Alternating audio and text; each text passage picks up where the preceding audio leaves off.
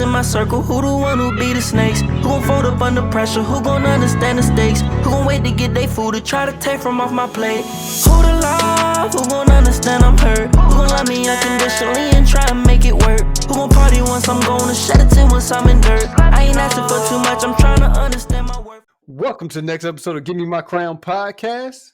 Give Me My Crown podcast. And we back at y'all with another episode of the Give Me My Crown podcast.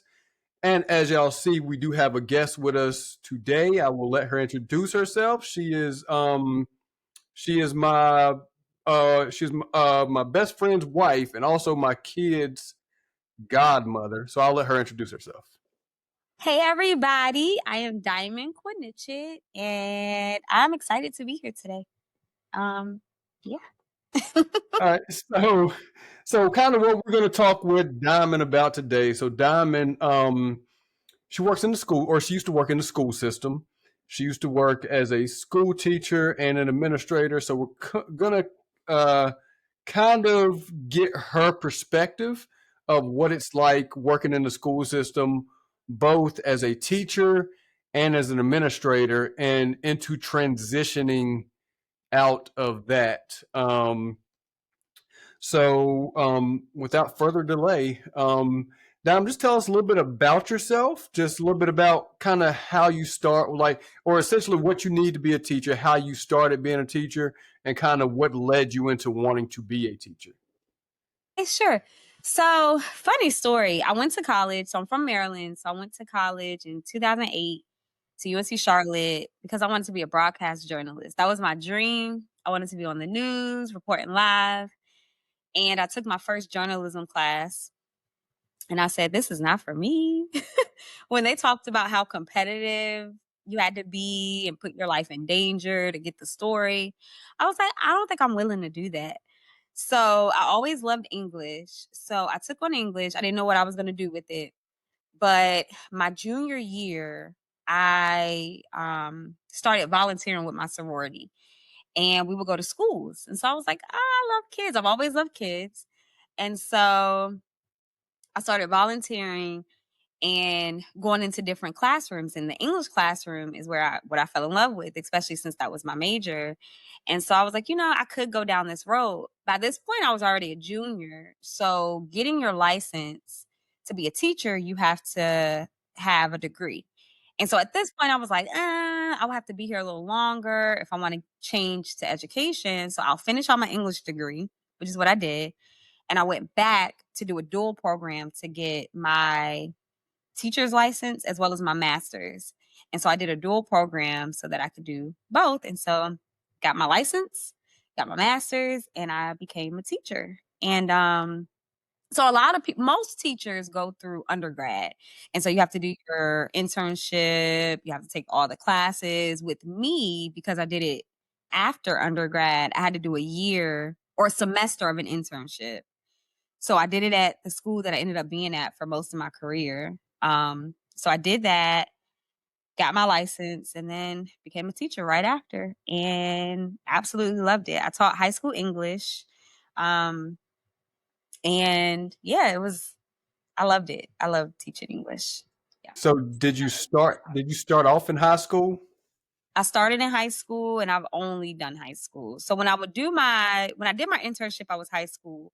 But I also would go and visit other schools. So I looked at middle school. I looked at elementary school.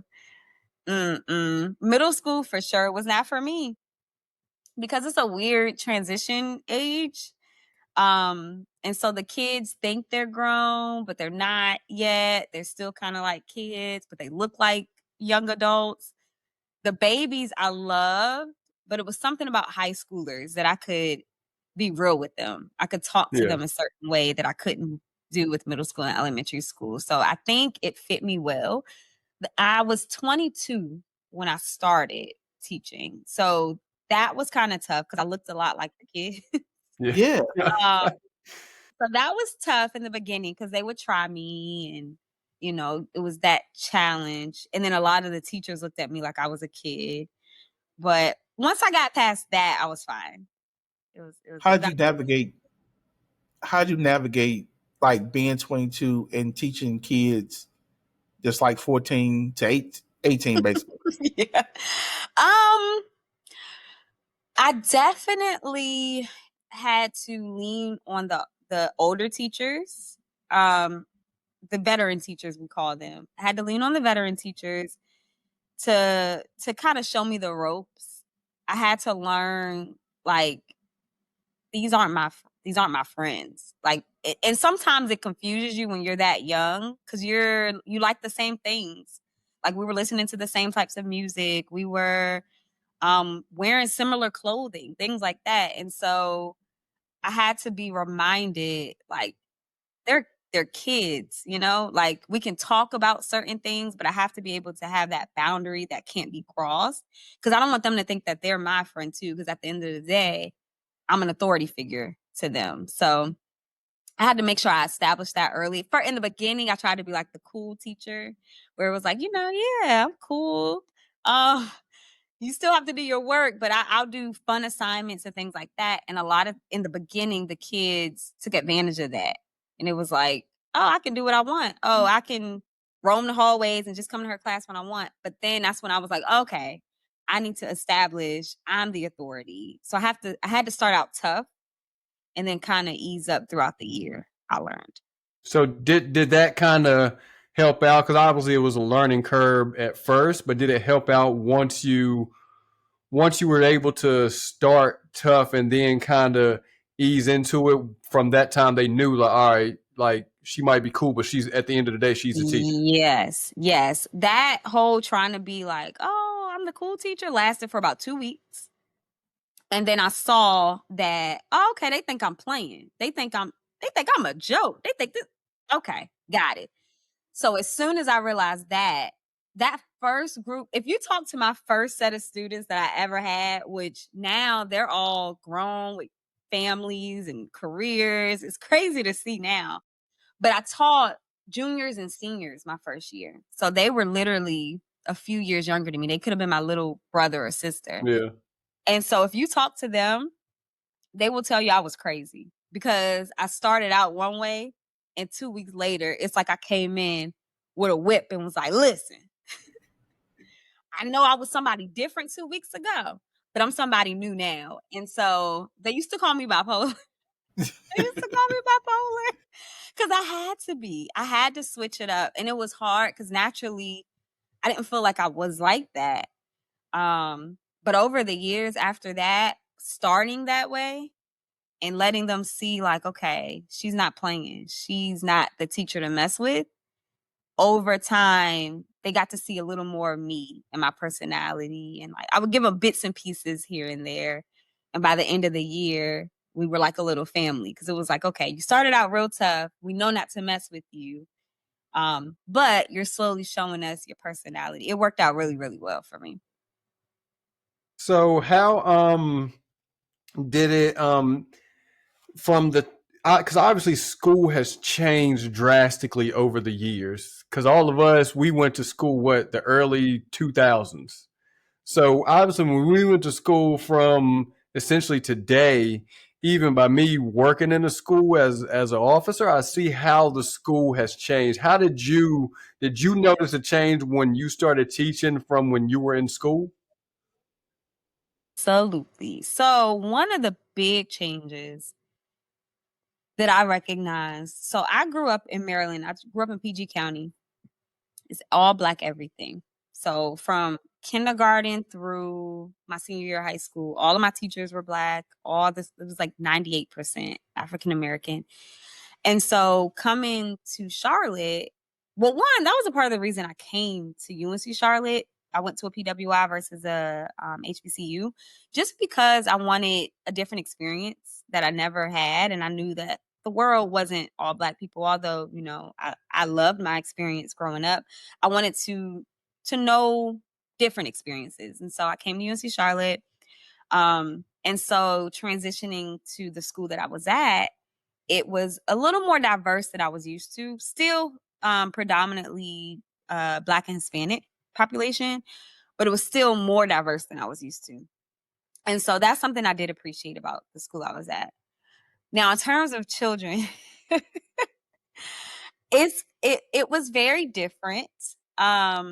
Just because kids are different, and even from my day one of me starting teaching to my last day of teaching, even in those years, it changed drastically. But from when we were in school to when I started, kids, their priorities, I feel like, were different then. They school was, and it's even still now, is more of a social thing, which it was social for us as well. But I feel like we had that that guidance from our parents, parental Yeah. guidance. Yeah. And now I see that it's not as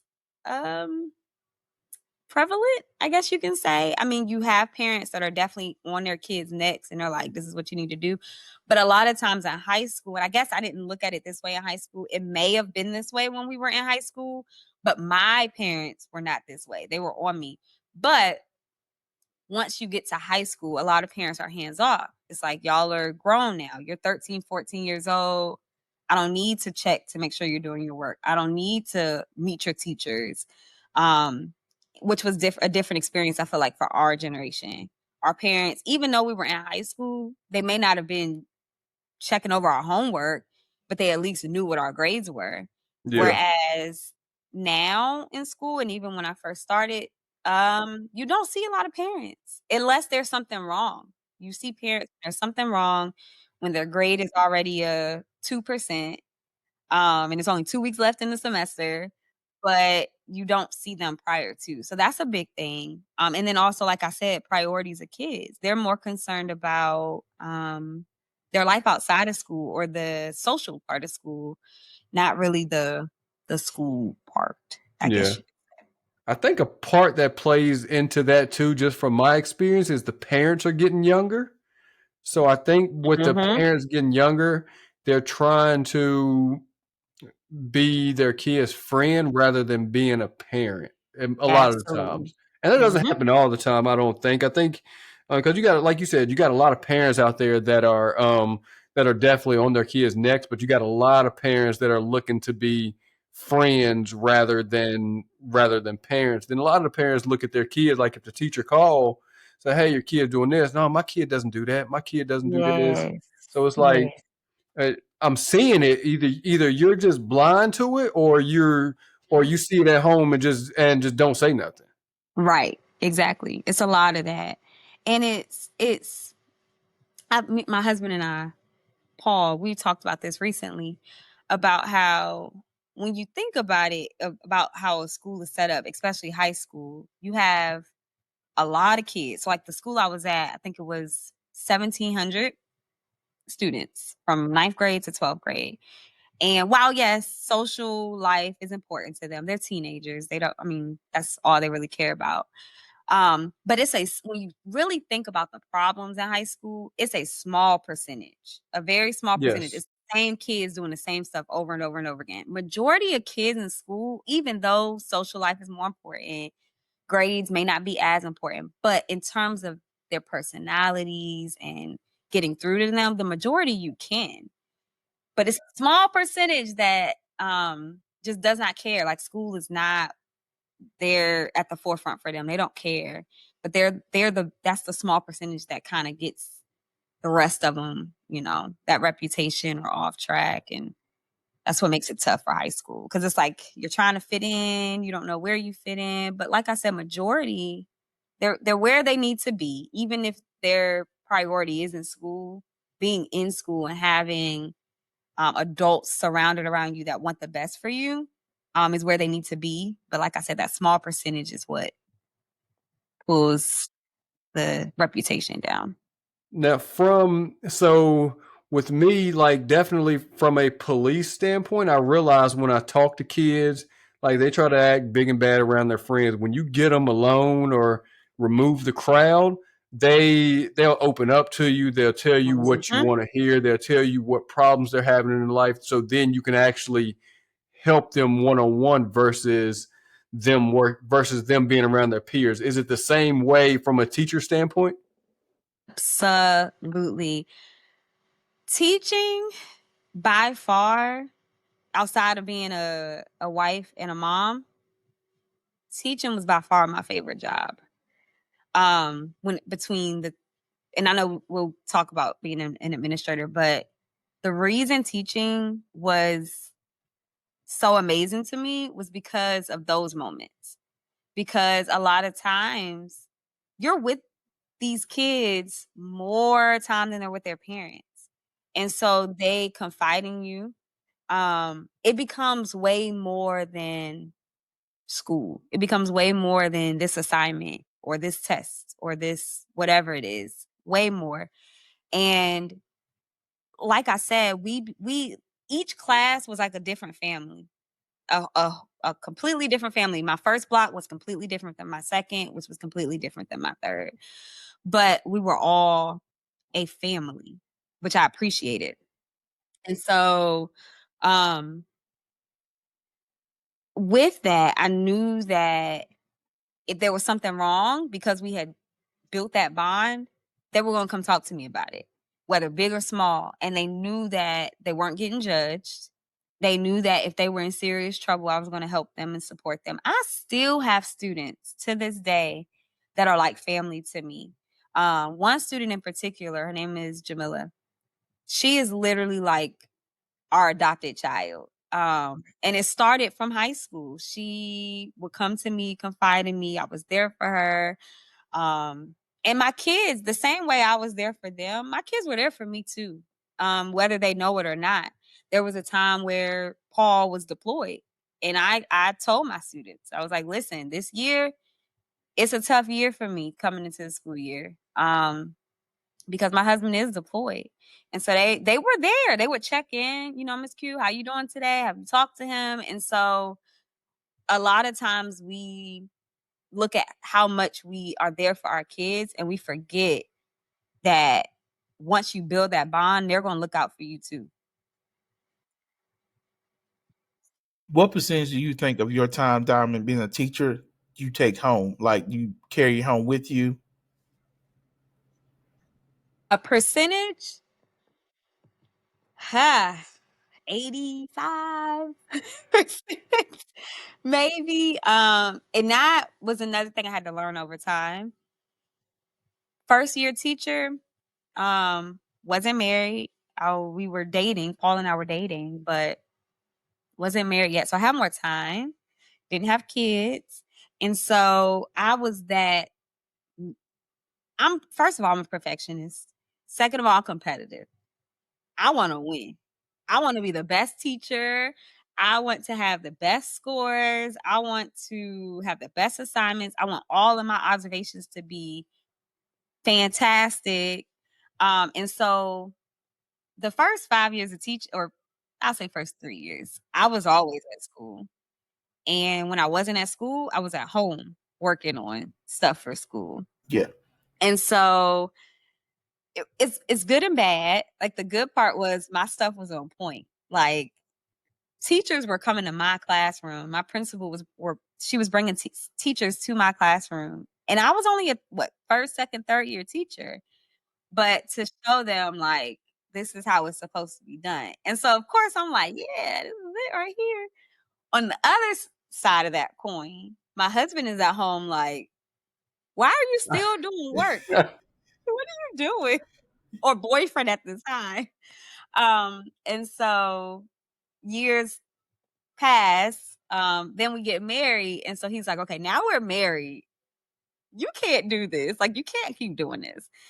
So I was like, okay, I got to leave some stuff at work. And so I had to put up clear boundaries, which is hard, especially because I said I'm a perfectionist and I wanted it to be done right. So it's tough, but I was able to put some boundaries up. Okay. Okay. You want to transition talking about being an administrator? Sure. Okay.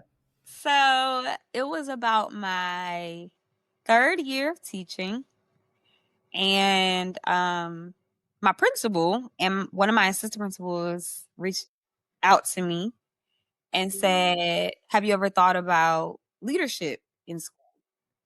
And I was like, "Not really. Like, I'm enjoying teaching. I think I'm, you know, doing a great job, and said, like you are, but I want you to read this book.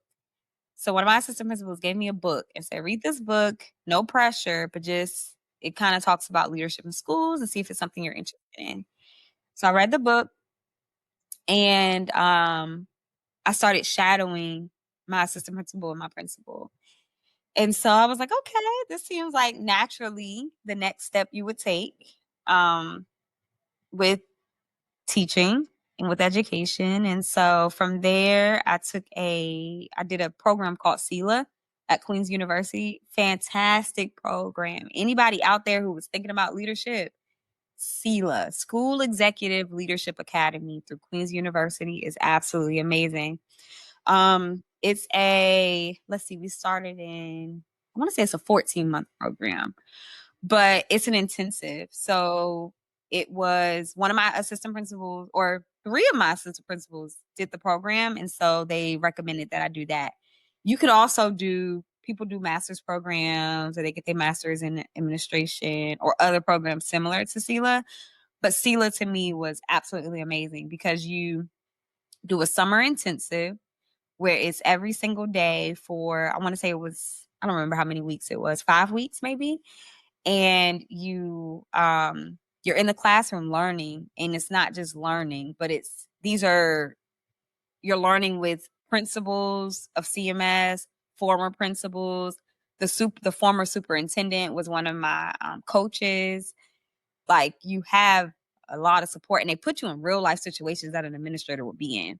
So you do that over the summer. Then throughout the entire school year, you are a principal internship with your principal. Okay. So from there, the next summer you have a few more weeks where you're wrapping things up, and then you get your license. So you get your principal's license. So did all of that.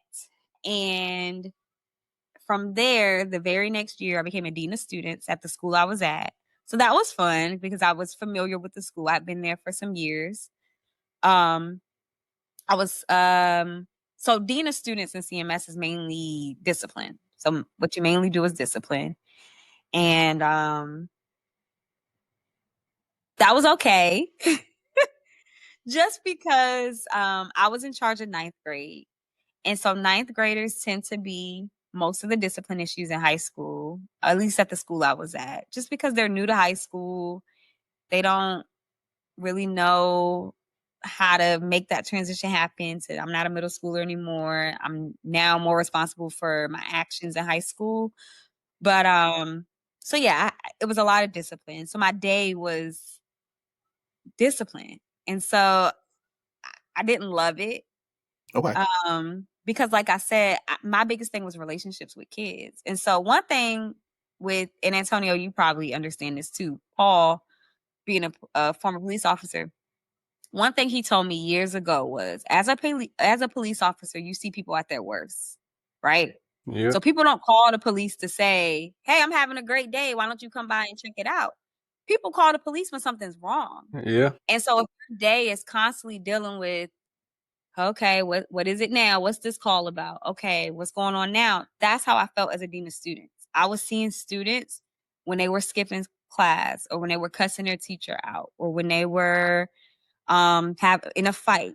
And so it became draining. Like, yes, I can mentor to them through that. But like I said a little while ago, you have the same handful of kids. Like, you have a few sporadics who, may skip here and there or get in trouble with a teacher. But majority, that 10%, 15%, it's those same kids you're seeing who already have made up in their mind, I'm not doing the school thing. I'm coming here to be social. I'm coming here to cause havoc. And so a lot of times as a dean of students, those are the kids that I was mostly seeing. And I would try to mentor. I would try to talk to them. It was one student. This boy had been through, what's that program, Antonio, where JJ something, where like, it's a program where kids, if they get in trouble, they can go through this Juvenile program. justice. That's it. Juvenile justice. He had been through there about 8 times. I don't know how. I don't know how. You're only supposed to do it once, right? It's supposed to. He had been through it so many times, and even when he would sit in my office and I would be like, why are we here again? Why can't you just do right? And he was like, you know what? Tomorrow I'm going to do right. And he would be in my office again tomorrow. So being a dean of students was definitely not my favorite, just because, like Paul said, in positions like that, you only see kids at their worst. I would have students who I had been with them since they were in ninth grade as their teacher. I was their teacher in 10th grade, their teacher in 11th grade, and they were seniors. And I had built great relationships with them. This point, I have an office. So they would come to my office regularly, like, hey, just wanted to say hey, see how you're doing. And I'm like, hey, try to come back in like another hour in between class. I'm dealing with this discipline issue. They come back in an hour. Hey, y'all, so sorry. I'm dealing with another issue. I'm going to try to get with you tomorrow. And so I didn't get to talk to those kids because it was discipline all day, every day, parents all day, every day. So I did that for a year. And then we moved out to Union County. And so I was like, let me try for an assistant principal job. Let me just try. I know I've only been a dean of students administration for 1 year, but let me try. I applied, I got the job, and so I transitioned to an assistant principal. That was better, for sure. It was better. You still deal with a lot of discipline. In the school I was at, they didn't have dean of students. So I had to do the job of a dean of students as well as the job of an assistant principal. But the difference was the school was different. It was set up differently. And there weren't as many discipline issues. So because of that, I didn't have to deal with discipline as much. What I had to do more of, and the part that was more taxing for me as an assistant principal, was the after school, everything I had to do after school. So back up a little bit. At this point, I'm married and I have one child, right? As a dean of students, I had just had Parker. And so she was little. I was having to be after school here and there, but not as much. As an assistant principal, I had to be after school all the time. And so that was tough just because my daily routine was wake up, drop her off at daycare, go to work all day, pick her up from daycare, come home, cook dinner, eat with the family, then go back for basketball games, football games, plays, you name it, whatever after school. And so that was the tough part of being an assistant principal with a child and with a husband. So yeah. So, sorry, I had some technical difficulties. So, I don't know if you went over this yet. What was the hardest transition going from teacher to administrator? Yes. So I was telling Anson the hardest was not being able to have those relationships with the kids like I wanted. Because my whole day was discipline. My whole day was putting out fires. And so when those kids, and it hurt when at the end of the school year, when it was graduation time, they were, and those kids that I had built relationships with from ninth grade to 12th grade, and they came and they were like, we didn't get to see you this year. We missed you this year. We miss you as our teacher.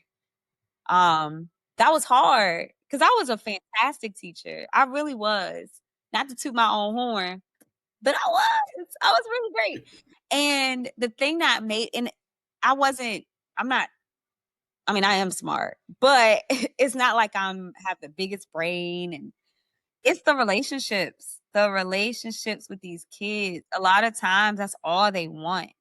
And so because I was able to build those and then have to kind of put that to the side to deal with foolishness, that was hard. It was hard. And then, like I was telling Anson too, the other hard part, luckily Parker was young. Yeah. So she doesn't even remember. But I was gone, you know, to, like I was saying, basketball games, football games, plays, whatever had to happen after school, I had to be there. So that was hard on not only her, but mainly Paul, because he had to do bedtime, and by the time I came home, she was asleep. And so that was the other tough part, not being there for the family like I wanted to be. So That was the hardest part. So it sounds like you actually, obviously minus the money aspect, sounds like you enjoyed teaching more than actually being an administrator. Yeah. I missed it every day. I would do observations just so I could sit in the classroom. Really? I would do observations just so I could be there. So was it, because I know now you're stay at home, was it hard transitioning from teaching to administration to being in the school all day to now staying at home and essentially just raising your own kids? Yes, it was hard in the beginning because one thing about being an educator, your day is mapped out for you, whether I was a teacher or an administrator. So I knew at this time I had to be at work. At this time, I had to be in this meeting. At this time, even though every day was different and I had to go in different directions depending on the fire I had to put out, for the most part, my day was kind of structured for me. So when I started staying home, Parker was 2.5. No, she was 2. She was 2. She had just turned 2. And I was like, okay. And I was pregnant. I was pregnant with our second, with Peyton. And so I was like, what do I do? Like, I have so much time. I can do whatever I want. I don't know what to do. And so that transition was hard. Because I wanted to make sure I took her out of daycare, and her daycare was great because they were very structured. And then me naturally at work, very structured. But coming home with a 2-year-old, I didn't know where to start. So it was hard, but I figured it out. Created kind of a daily routine. And it was nice because it was like the last time it would just be the two of us before a third baby too. So that it was good. And then the marriage aspect of it was nice because I was able to do stuff around the house and make sure dinner was cooked and clean and be a wife. Like, it felt good to just be able to be a wife and a mom. It was great. That transition, that part of it was great. Now, last question. Can you ever see yourself going back? And if so, would you go back into teaching or administration if you ever went back? So that's a great question. We were actually talking about this recently. I will eventually go back, but my dream at this point, and this is once the girls are a little older, I feel comfortable with them being in school. I don't think I can ever go back to what I was doing in that sense. Because I enjoy being a mom and a wife. I Yeah. mean, a wife and a mom way too much to go back to being that busy, regardless of how old they are, regardless of how many years my husband and I have been married. My priority is at home, being a wife to my husband and being a mother to my kids.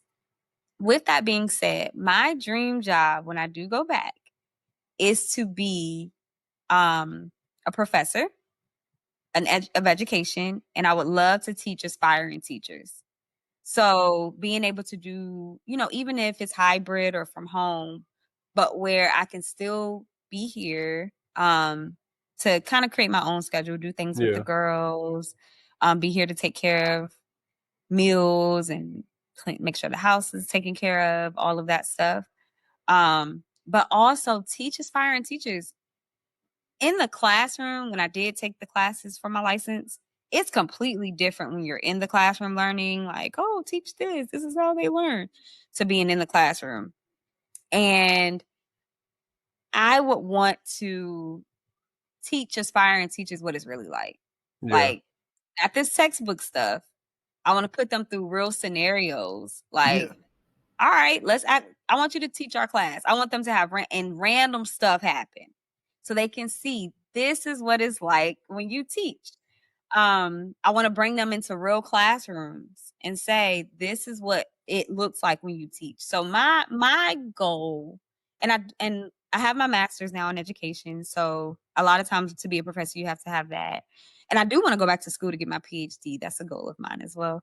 But I want to teach aspiring teachers. That is my dream. So I'm still getting that leadership piece where I'm helping, but also I'm still teaching. So that's my That ultimate makes goal. sense. I feel like by you being in a school with multiple positions, it kind of gives an overall, like you can say, hey, this is how it is from the teacher's perspective, but this is how it Yeah. is from the administration's perspective also. Mm-hmm. I True. think we need to backtrack a little bit though, because you've talked like you've worked 20 years, and we know you're too young for that. Can you tell the people how long you were a teacher, Sure. administrator? So No, yeah, yes, we can figure this out together. So I started teaching. So I did my internship in 2013. So I graduated from college in 2012, and then I got my license in 2013. So I taught from then until 2021. Yes, 2021. So how many years is that? That's 8 years. Yes. So I taught for 8 years. I was a dean of students for 1 year, and I was an assistant principal for 1 year. So 10 years total. very accomplished. Yep. You got any more questions, Anson, that we didn't No, ask?